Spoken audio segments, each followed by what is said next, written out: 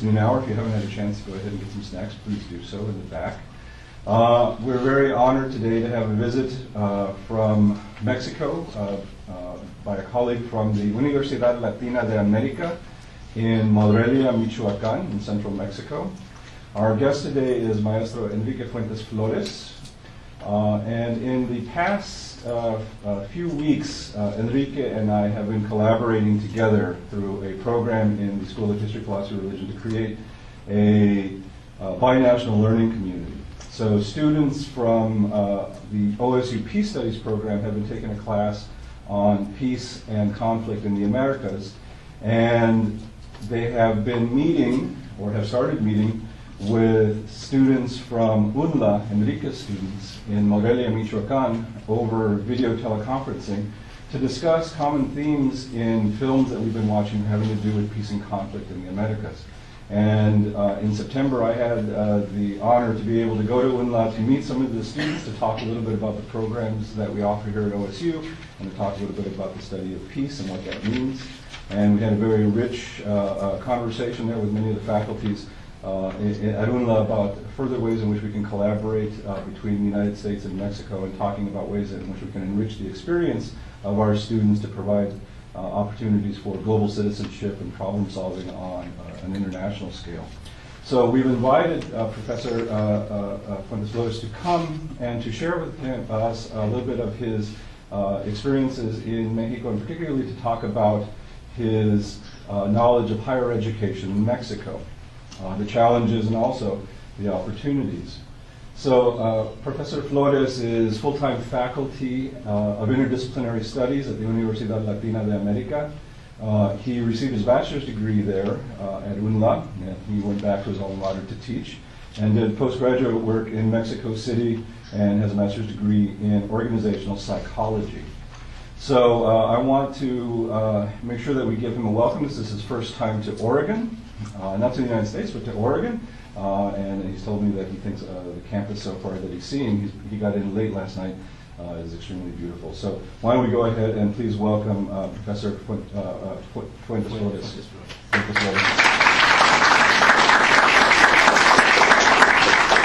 So, thank you for that introduction, Joseph.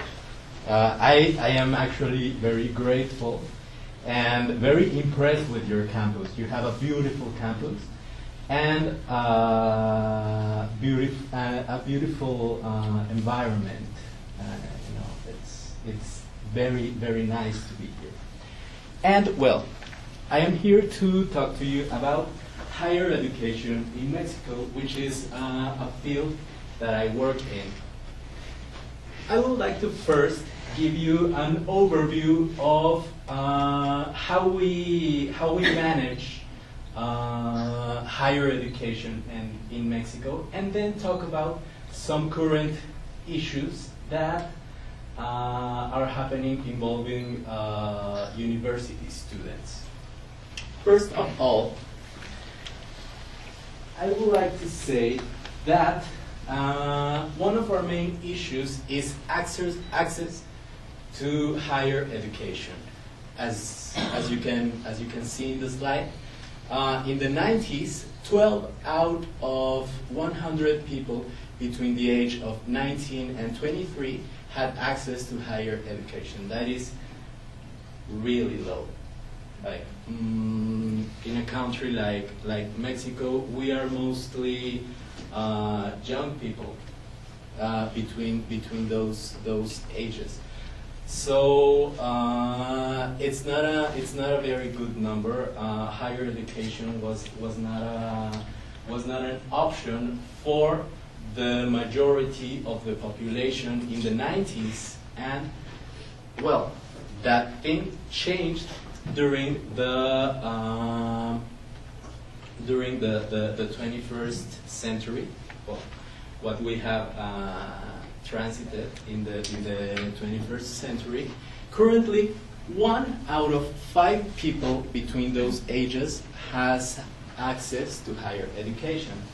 However, this is a tricky number because, as we can imagine, people in the big cities like LDF, which is the federal district, the largest city in Mexico, or Guadalajara, or the metropolitan areas have obviously more access to higher education than young people in, let's say, Chiapas or the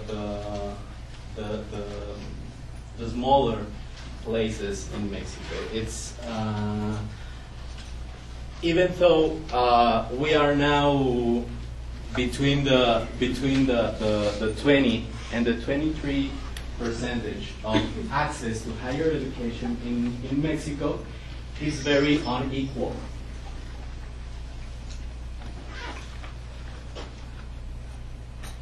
And well, I would like to show you an overview of our system. As I said, we have well, I will translate for you all of the subsystems that we have. We have public federal universities, state federal universities, public technological institutes, public polytechnic university, public technological universities, public intercultural universities.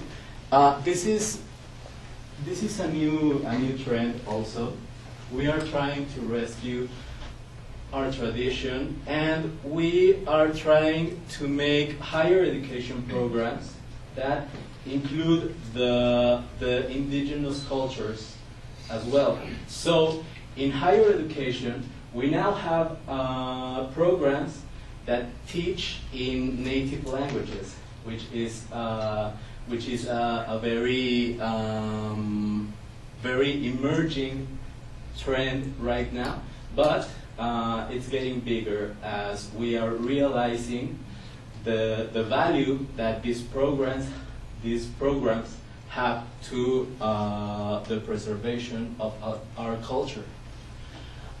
We also have a public institution for teachers formation.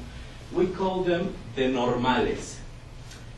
These are the places where you go if you want to be an elementary school teacher or a preschool teacher or a physical education teacher. You go to a school that is called La Normal. And the normales have their own issues, as we will see further in the presentation. We have private institutions, as the one I work in, the Universidad Latina de América, and we have private institutions for teachers formation. We have also public research centers, and we also have, well, other public institutions. Like there are some government instances that offer formation programs in higher education. So there we have it, the statistics that we have on our country. And here you can see is the number of students enrolled at that time. This is a 2006 report. Yeah, we have like 2.5 million young people studying in higher education, which is very low, considering that we are now a country of almost 110 million people, and of that, a very high percentage is young people with an appropriate age to study higher education. So that's a very low percentage. And this has come to a phenomenon that is taking place right now in our countries. This is a very huge social issue right now, because there are young people who neither study nor work. Not because they are lazy and they are like, oh, well, I'm not gonna study. I'm gonna sit home and play video games all day. It's not that case. It's because they don't have the opportunity to do either of them. The Nini word is ni estudia ni trabaja. Yeah? No, neither study nor work. Yeah? And that is why the Ninis are. I would like to present to you a video with a little explanation of this phenomenon, so we can see why we have so many of these Ninis.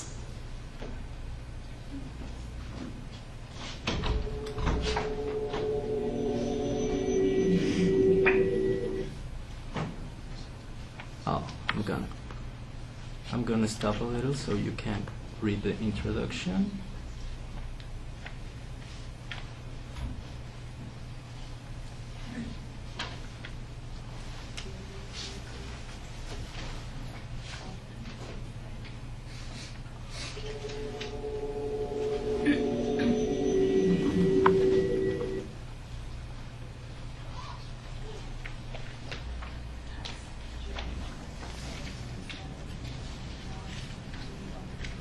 Bueno, es que ese programa emergente en realidad no está cubriendo los 200,000 lugares que en realidad estamos luchando por ellos, ¿no?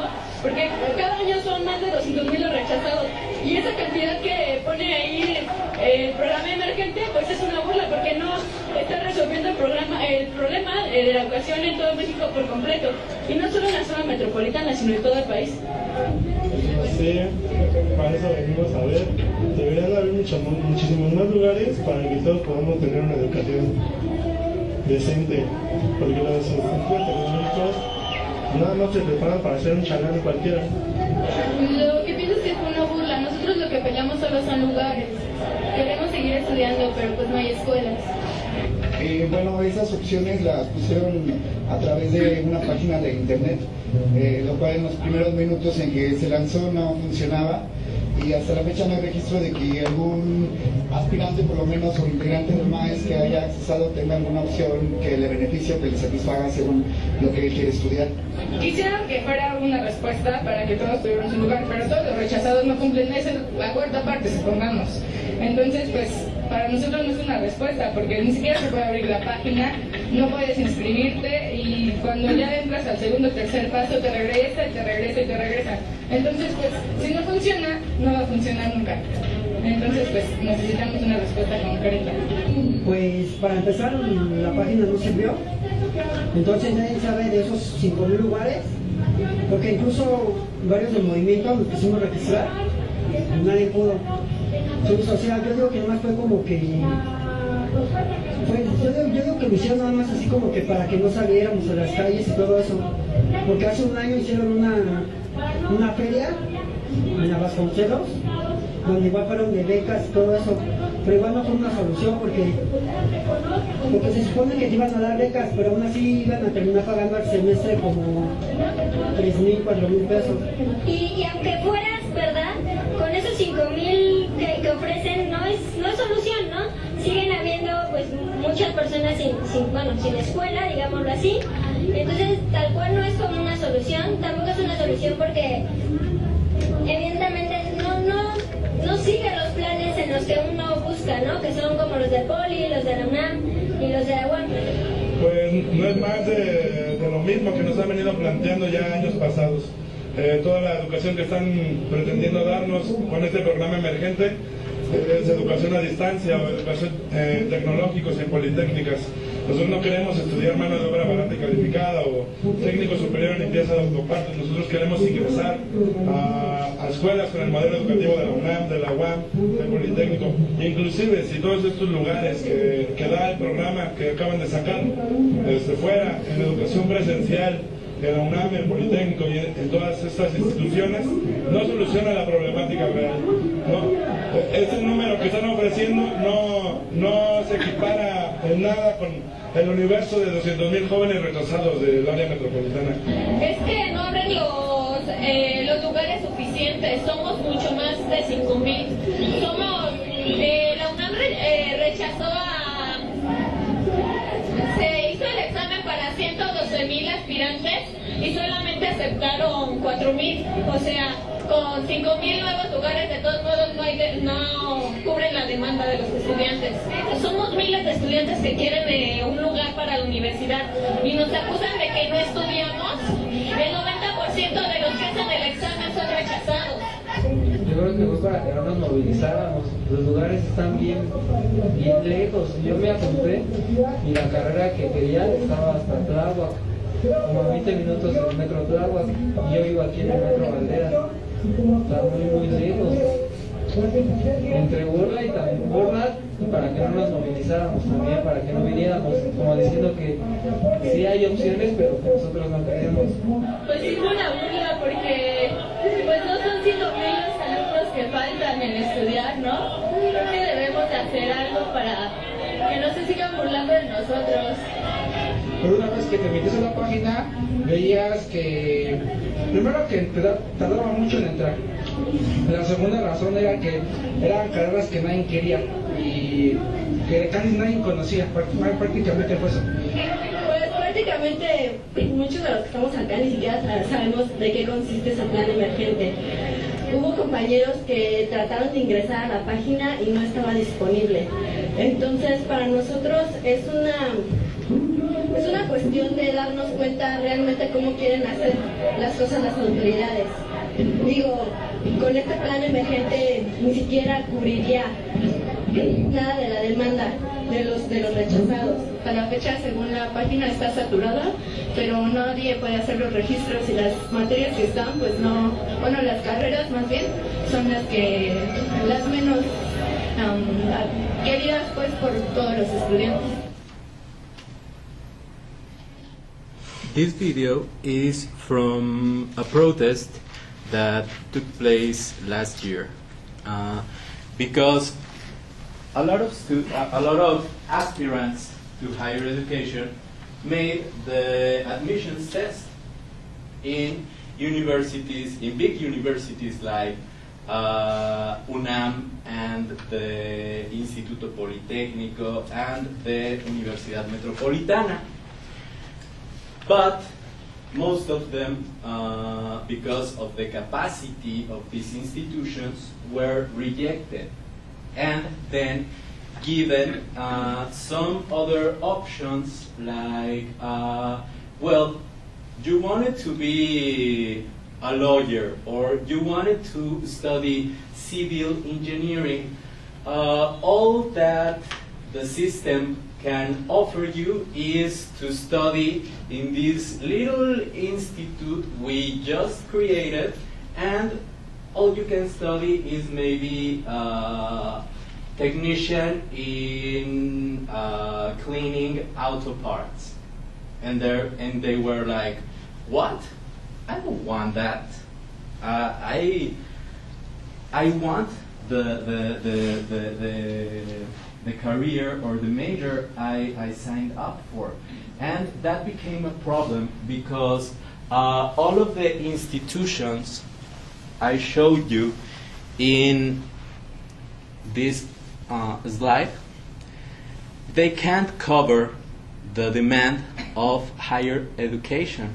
So there are a lot of young people that don't have access to higher education. Because those who get rejected and have the money to do so will go to a private institution. But those who don't have the money to go to a private institution may have to work But we also have an unemployment issue in Mexico. So there is not enough work, so they end up doing nothing for a while. And that's why they protest and they demand education. Well, another movement has... I knew you will get that. Have you heard about the Yo Soy 132 movement? Yo Soy 132. I am 132. Have you heard about it? No? Well, I'm going to give you a video introduction to it. Also, this was a very famous and viral video in Mexico last year because, as you may know, we had an election year and things got a little heavy.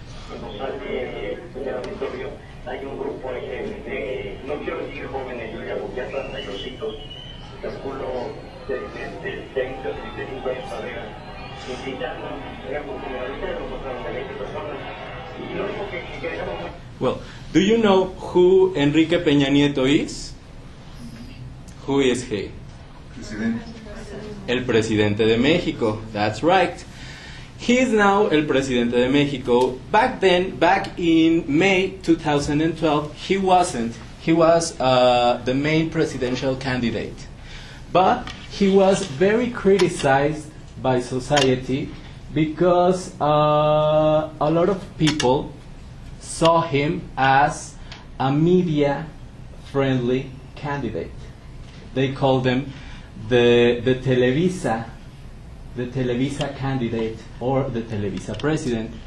Televisa is our largest TV network, so it has a lot of influence, unfortunately, I might say.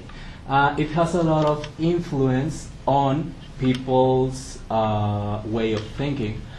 And Enrique Peña Nieto was very criticized for being aligned with Televisa. Like he was like, well, Televisa, I'm going to give you all the privileges to continue being the largest television network and expand all of your domains as long as you talk good things about me. And a lot of people, including university students, were aware of this situation. And they said, like, well, we don't want this president. We deserve better. Like, we don't need a media manipulated president, nor a media manipulated by the president. So when candidate Enrique Peña Nieto went to la Universidad Iberoamericana, which is one of the most important private institutions in Mexico, he got booed. He got booed, and students were yelling things at him like, we don't want you, ratero, asesino, because of some of his political history events. So it was a very bitter conference to him that day. And then the people from his party were like, well, what happened at the Universidad Iberoamericana doesn't matter, because the ones that booed candidate Peña Nieto weren't even students. They were people from other political parties that were there to sabotage the event. So the student made a video reply doing this.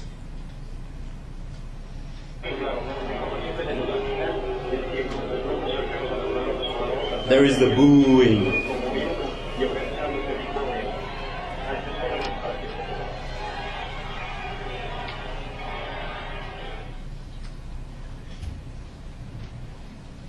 Estimados papicos, güey. Arturo Escobar, Emilio Gamboa.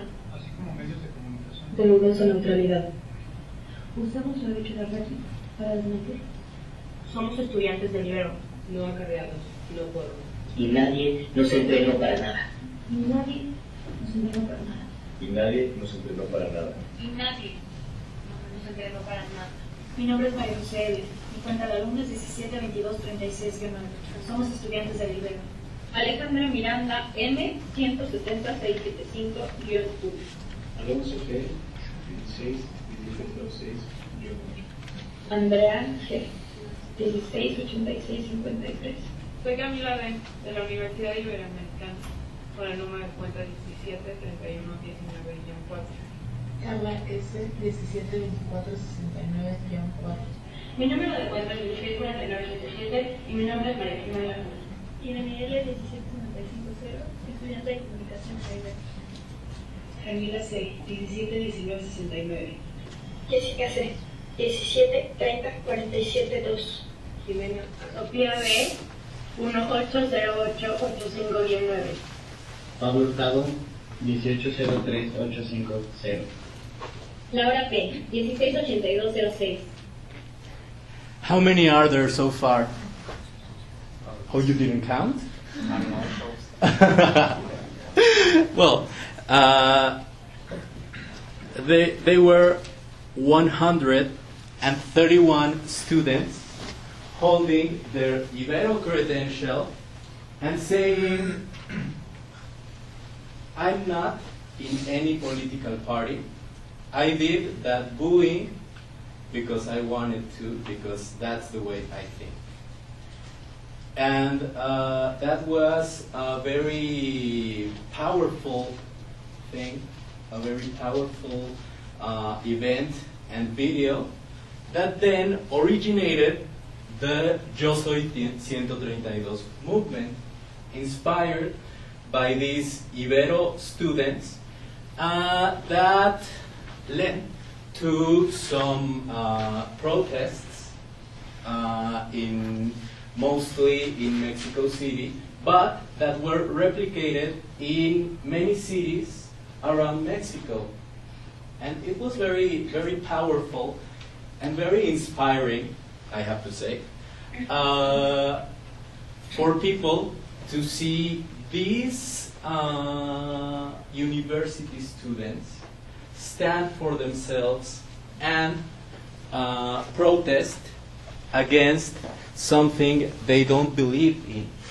Like, they are not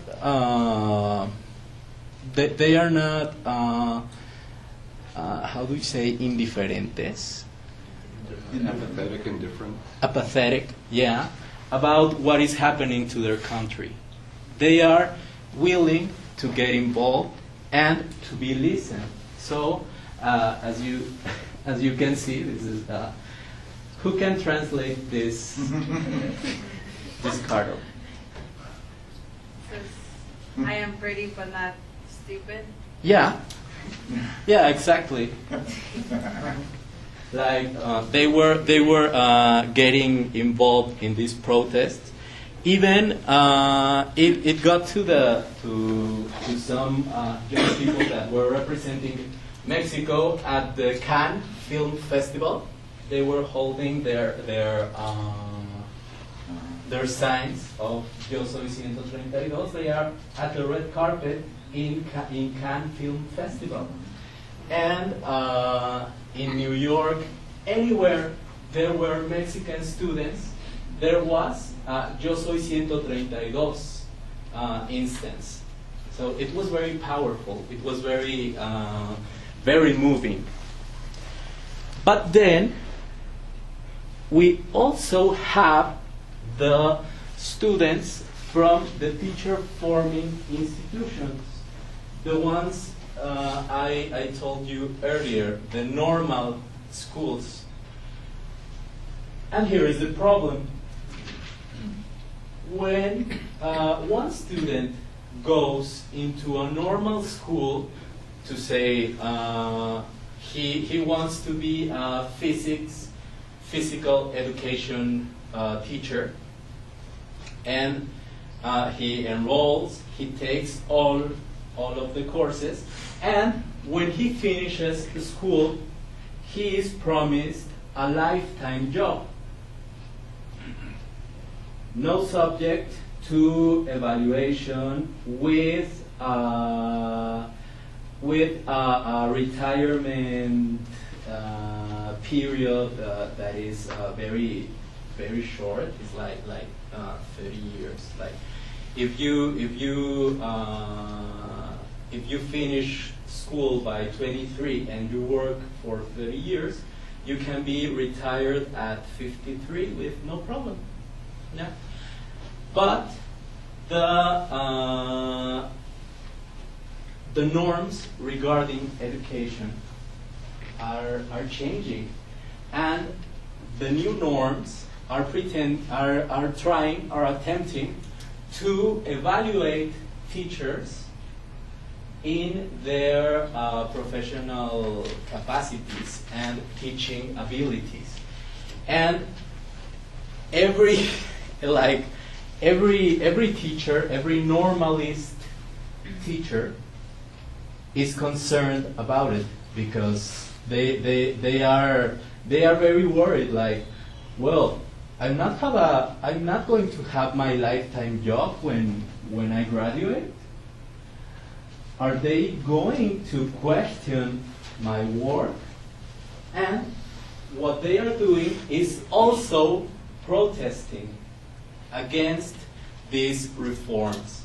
But in some places, these protests are not very peaceful, as the Yo Soy 132 protests.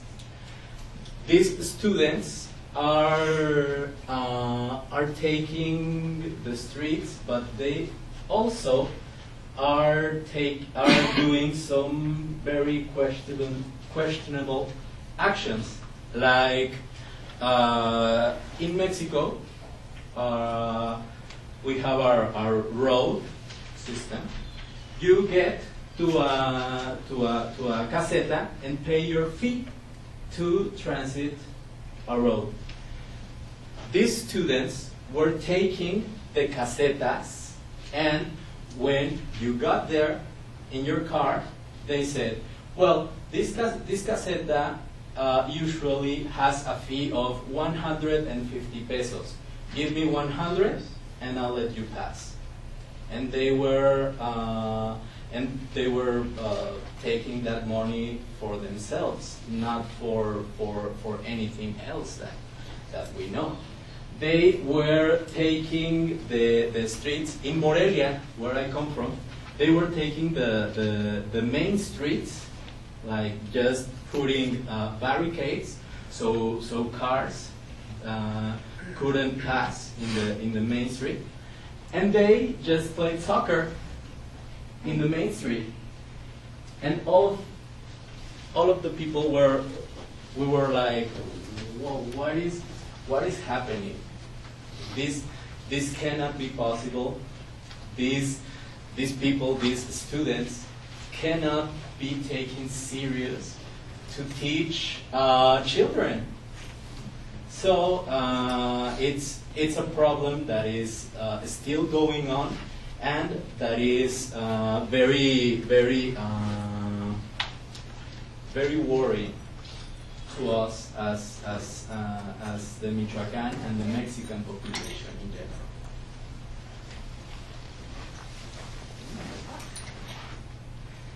And also, well, as you may know, we have a lot of issues in Mexico. We have a beautiful country, but we have a lot of issues that universities are working on.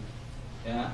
The university is a place where one can develop professional and personal capacities to be able to go out to the world and help solve a problem in a very planned, in a very strategic way.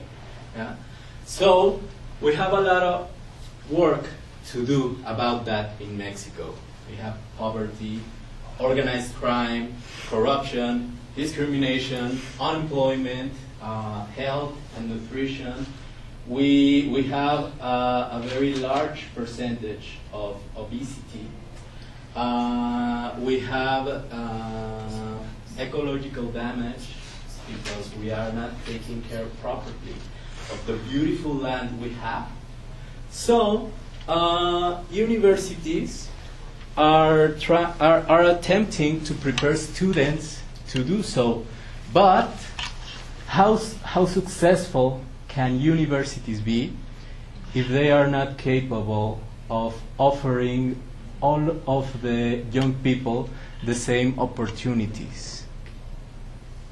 That is maybe a question we might not be able to answer in this room at this time, but it's a question that is just lying there.